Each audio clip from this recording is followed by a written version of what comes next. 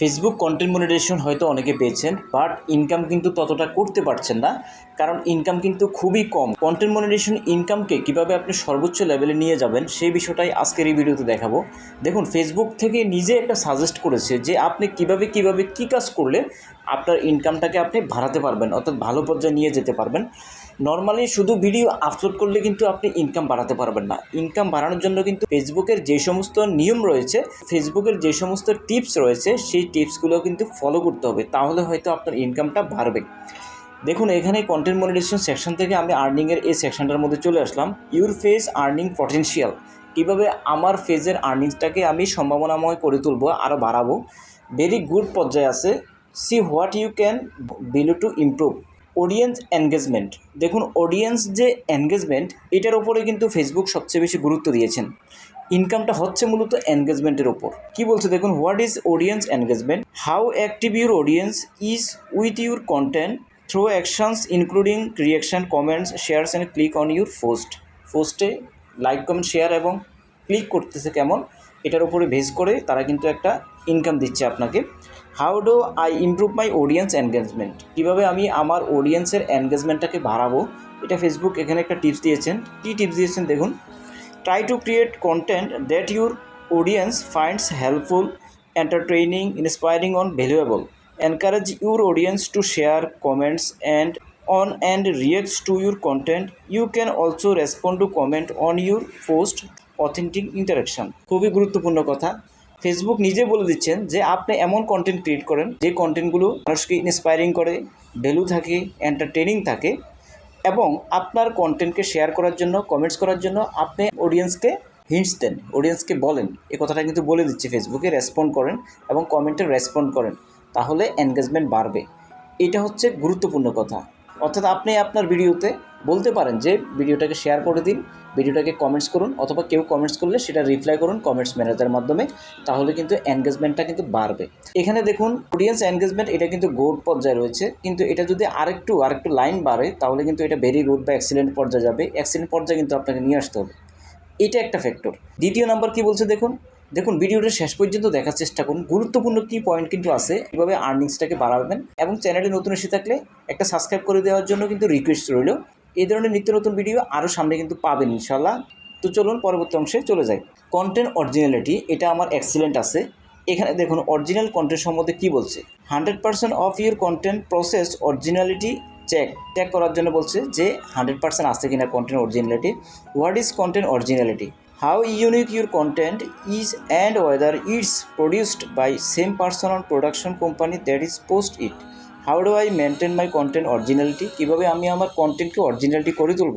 People on Facebook tend to prefer seeing content that's unique or made by the creator sharing it.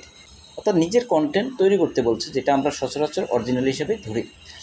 এখানে কিন্তু একটা গুরুত্বপূর্ণ কি point কিন্তু আছে যে আর্নিং পটেনশিয়ালটাকে বাড়ানোর জন্য। দেখুন, what does the score means, how can I improve my score, how is the score calculated.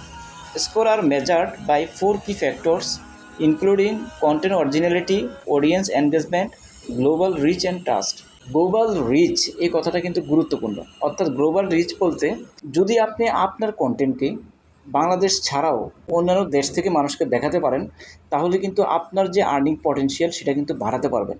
কেন সে কথাটা বলছি, কারণ সব দেশের আরপিএম কিন্তু সেম নয়।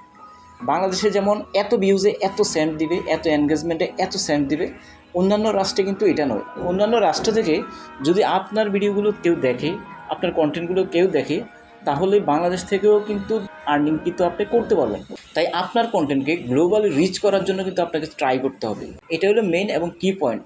তো গ্লোবালি আপনি কীভাবে রিচ করাবেন, সেজন্য আপনার কন্টেন্টের যে টাইটেল, এই টাইটেলটাকে ইংলিশে দেওয়ার চেষ্টা করুন। যেহেতু গ্লোবালি ইংলিশটাকে সবাই চেনে, ইংলিশ লেখাটাকে সবাই পড়তে পারে, জানতে পারে।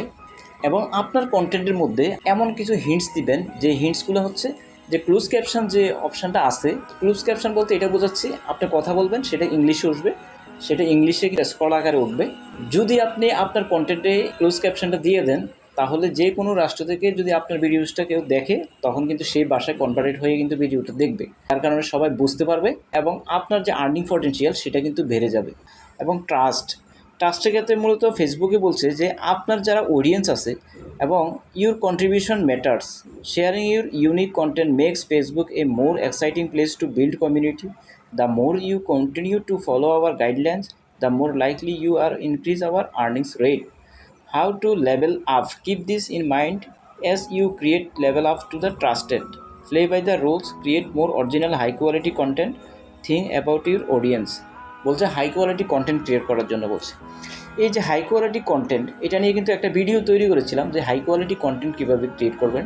হাই কোয়ালিটি কন্টেন্ট বলতে একটা বিশাল বিষয় কিন্তু, যে হাই কোয়ালিটি কন্টেন্ট কী।